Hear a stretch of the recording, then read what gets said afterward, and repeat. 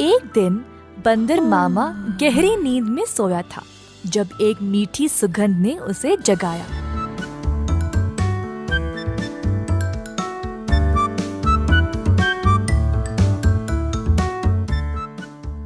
अपनी टोपी और जूते पहनकर बाहर निकल पड़ा खुशबू सूंघते सूंघते। बंदर मामा ने देखा कि ये सुगंध एक मिठाई की दुकान से आ रही थी। अंदर गया तो उसने कई प्रकार के मिठाइयों को देखा। एक लड्डू को देखकर बंदर के मुंह में पानी आ गया।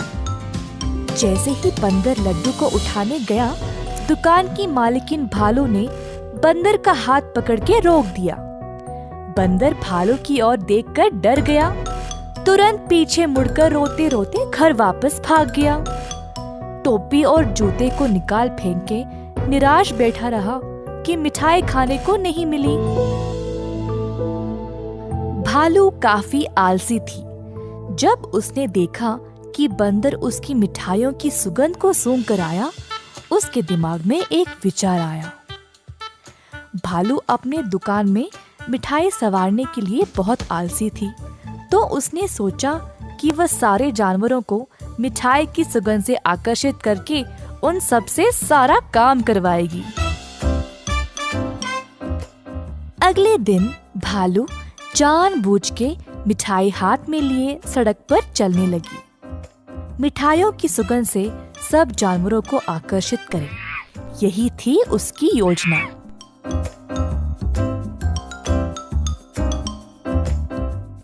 खुशबू फिर से बंदर मामा तक पहुंच गई। इस बार बंदर मामा से रहा नहीं गया और उनका जी ललचाया। वह किसी भी हालत में मिठाई खाना चाहता था। बंदर मामा चुपके से दुकान के बाजू वाले पेड़ पर लटकने लगा। जब भालू देख नहीं रही थी, तब बंदर मामा ने लड्डू उठाया और झट से मुंह में डाला। परंतु लड्डू गरम गरम था और बंदर मामा का मुंह ही जल गया। बंदर मामा को बहुत गुस्सा था। जल्दी घर भागा और पानी पी लिया। फिर से अपनी टोपी और जूते निकाल फेंक के रोने लगा। एक छोटा चूहा खिड़की से अंदर आकर बंदर मामा से पूछा कि हुआ क्या। बंदर ने सारी घटना चूहे को सुनाई। चूहे ने बोला कि उसके साथ भी ऐसा ही कुछ हुआ था। हमारे साथ भी कुछ ऐसा ही हुआ था। हमें भी वो मिठाई चखनी है। मेरे पास एक योजना है, लेकिन कुछ दोस्तों की मदद की आवश्यकता होगी। चूहा जल्दी से गया और कुछ दोस्तों को लेकर बंदर मामा के घर वापस आया। चूहे की योजना के अनुसार सारे जानवर दुकान के खुलने से पहले ही वहां पहुंच गए। दुकान के पीछे के रास्ते से एक सुराख बनाया और अंदर घुस गए। एक बंदर सारे मिठाइयों को देखकर ललचा गया। जोश में आकर कूदने लगा और नाचते नाचते केक के मिश्रण में गिर पड़ा। एक और बंदर एक बड़े से बाल्टी में झांका, ये सोचकर कि अंदर मिठाई होंगे, और फिसल के उसी के अंदर गिर गया। तीसरे बंदर ने एक बड़ी गोल सी थाली पर लड्डू देखा। थाली की ओर दौड़ा और लड्डू खाने की कोशिश की, परंतु थाली गोल गोल घूमने लगी। बंदर लड्डू के पीछे भागता रहा और थाली रुकने का नाम ही नहीं ले रही थी। इसी दौरान भालू दुकान पर आ पहुंची। एक बंदर केक के मिश्रण में फंसा था, दूसरा बड़े बाल्टी में और तीसरा बस लड्डू के पीछे गोल गोल घूम रहा था।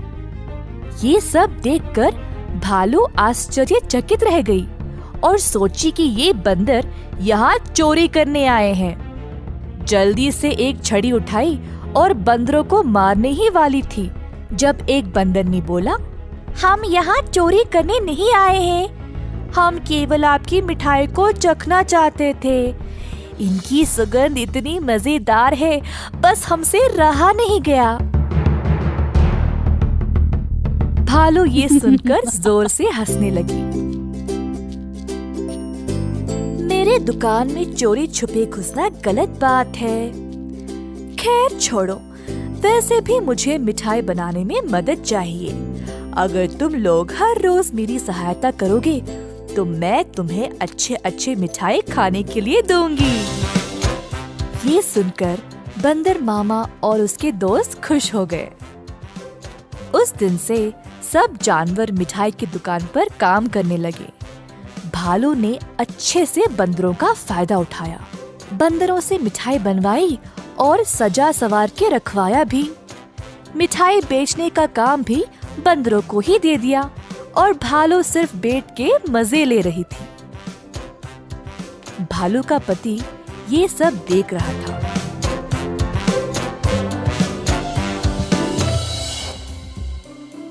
तुम तो रोज इतना काम करती हो, परंतु आज आराम से बैठकर मिठाई खा रही हो। दुकान भी बंदरों से भरा पड़ा है। ये क्या हो रहा है यहाँ पे? बंदरों ने मेरा काम आसान कर दिया है।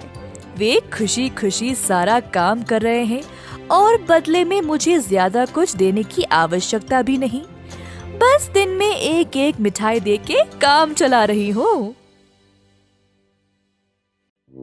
बंदर मामा कोने में इन दोनों की बातें सुन रहा था और ये सब जानकर उसे बुरा लगा। बंदर को एहसास हुआ कि भालू उसका और उसके दोस्तों का इस्तेमाल कर रही थी।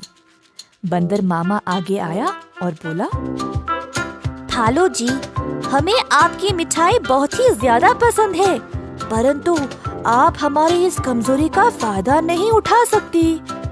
ऐसे स्वार्थी बनके किसी को इस्तेमाल करना गलत बात है। आपको दिखता नहीं हम सब यहाँ कितना मेहनत कर रहे हैं।